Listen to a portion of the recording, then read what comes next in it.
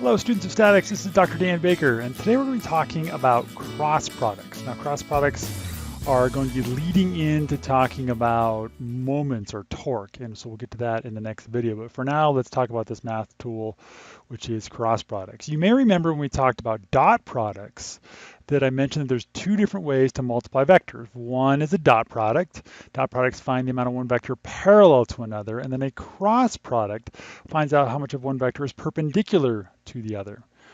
Okay, so that's one of the main differences, dot products to cross products. Another is the output. Okay, so if we have vector A and we dot that with vector B, we can still look at an angle between these two vectors. Let's call this angle here angle theta. And so in vector notation, we can write that A vector crossed with B vector. Now, one of the forms of this answer is the magnitude or length of A times the magnitude or length of B times the sine of the angle between them. You may remember from dot products, that was the cosine. But then we have this unit vector, u hat. Now, this unit vector is where things get a little bit complicated, because what we run into with cross products is that this unit vector turns out to be perpendicular to both of these vectors. Okay, there is my unit vector, and so we're saying it's perpendicular to both B and also A. So you can think that if B and A are in the plane of the screen, then U is coming straight toward you. Okay. Now, its direction is determined by the right-hand rule. So let me write these things kind of together. So this unit vector U is a unit vector perpendicular to both A and B with its direction from the right-hand rule.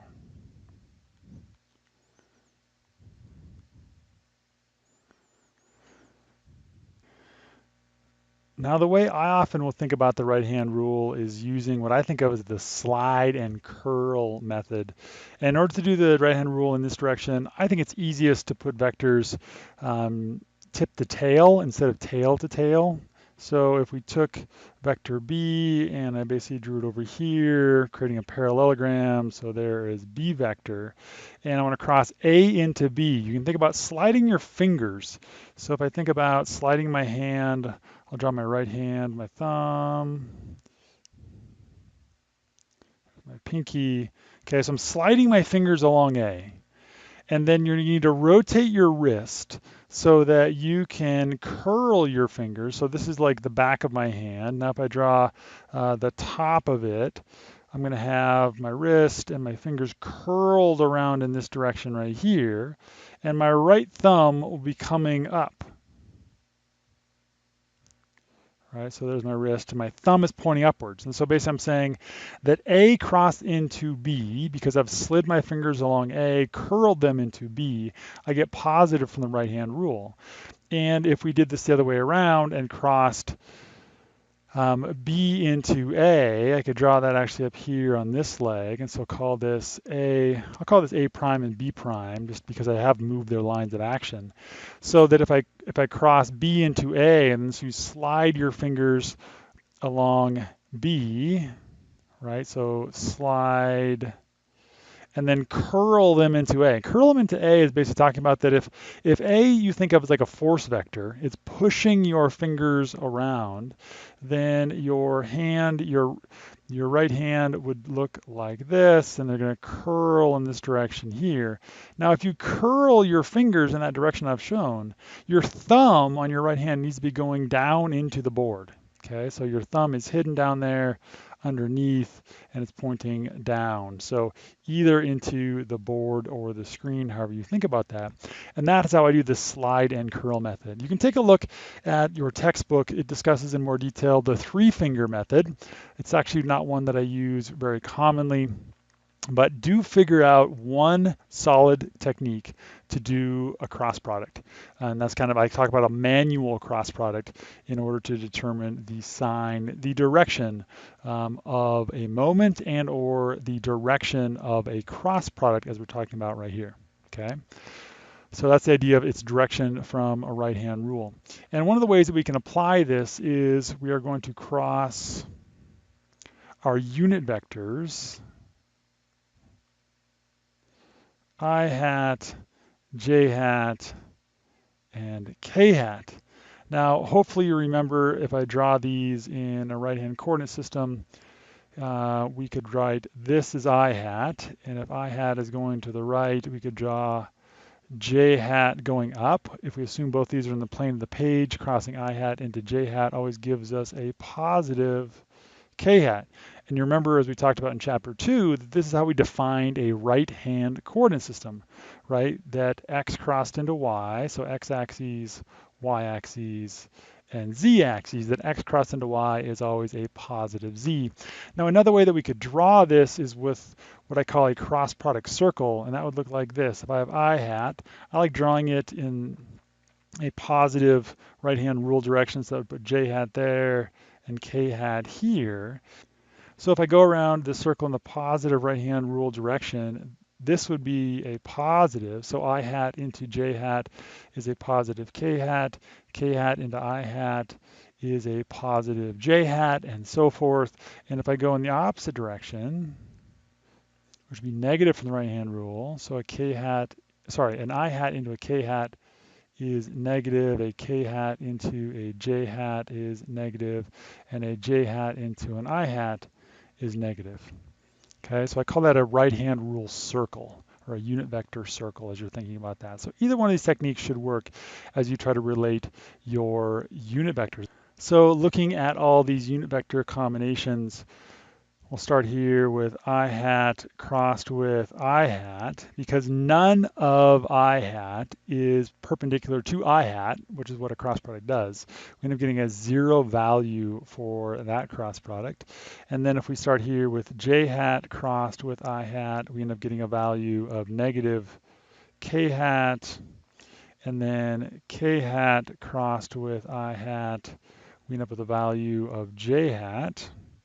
For next line here, let's have I hat crossed with j hat. We said that's a positive k hat by definition. And then a j hat crossed with j hat. They're parallel, so the cross product is 0. And then k hat crossed with, see, we have all j's going here in the second row. This is going to equal a negative I hat. And then onto the final row, I hat crossed with k hat is equal to a negative j hat, and then j hat crossed with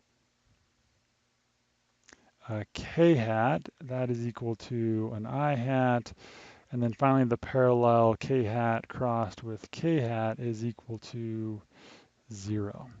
Okay, so you notice on that diagonal, any of the parallel unit vectors have a cross product of 0. Another thing to notice is that while we ended up with a positive j hat from k hat cross I hat, when we flip those around on the opposite corner over here, we get a negative value. Okay, so order matters in these cross products. If you flip the order, you'll actually introduce a negative value to your computations.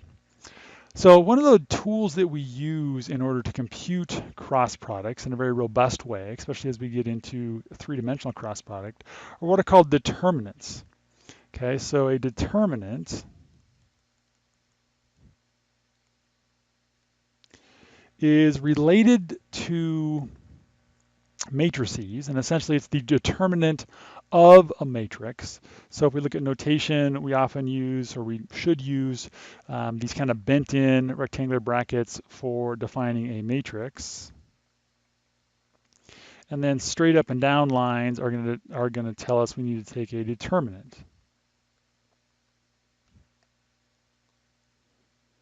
So once again, a matrix is a way we can express multidimensional information. A determinant is an operator of a matrix. And so if we have the cross product, R cross F, now I'm writing R cross F because it turns out that R cross S is also equal to a moment. And we'll get into the details of a moment in the next video. So we could write this. In the top line, we have an I hat, a J hat, and a K hat. It turns out that those are the terms in this determinant that give it its direction. A determinant doesn't automatically give you a vector, but if you have unit vectors in the top row, you will end up with a vector. So moving on to the next row, it's going to be this first vector. It's three components, Rx, Ry, and Rz. And then in the last row, it's going to be the force X, Fy, and Fz. I think one of the most robust ways to take determinants is to go ahead and recopy the first two columns. Okay, so that would be I hat, J hat, Rx, Ry, Fx, and Fy. Okay, and then after we do that, we can take a look at the diagonals. Okay, so when we're talking about diagonals, essentially we're looking at this I hat, Ry, Fz, J hat, Rz, Fx, and the third one here, K hat, Rx, Fy. And those three diagonals in this direction right here, those are our positive diagonals. And then in the opposite direction, going from kind of upper right down to left, we have these three diagonals, and those are negative diagonals coming in this direction.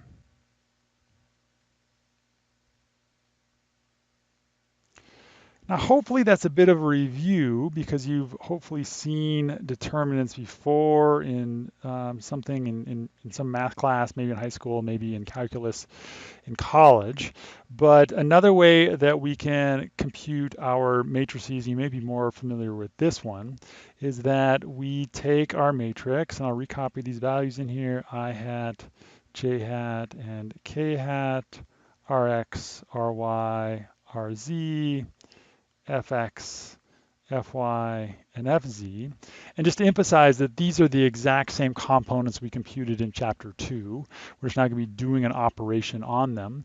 And so you may remember that if you wanted to compute your K hat component, that essentially you would zoom in just on this box here of terms, and that you would cross just these two, kind of like we did in this previous diagram.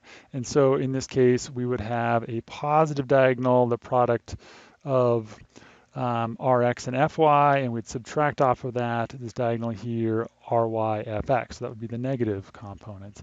And so you'd have K hat times each of those. In either case, if you went ahead and collected all these different terms, you'd find out that this determinant is equal to Ry, Fz in the I hat plus Rz, Fx in the J hat plus, now these are just my positive diagonals highlighted in yellow, and the third one there, Rx, Fy in the K hat. So to continue with the negative diagonals, we end up with a negative, we'll go with the I hat, J hat, K hat order, so Rz times Fy in the I hat, and then the J hat term is going to be an Rx, Fz, that's going to be in the J hat, and then the last one here in the K hat is going to be a minus Ry times Fx. And of course I could collect those, all my I hats, my J hats, and my K hats. And once again, this is the vector determinant from that cross product. So one really cool thing about a determinant, it has the right-hand rule built into it. All of these positive and negative values actually come from the cross product of the components inside that term. Okay, so it fundamentally does an automatic right-hand rule for you if you to take a determinant. So it's always a good tool to have in your pocket, even on a two-dimensional cross product, that you could back up your signs with the determinant in addition to doing them manually. So that is a general overview on cross products. Hopefully most of these details are a review for you, but we're going to be using cross products a whole bunch here in statics to take moments, and that'll be in the video coming up next.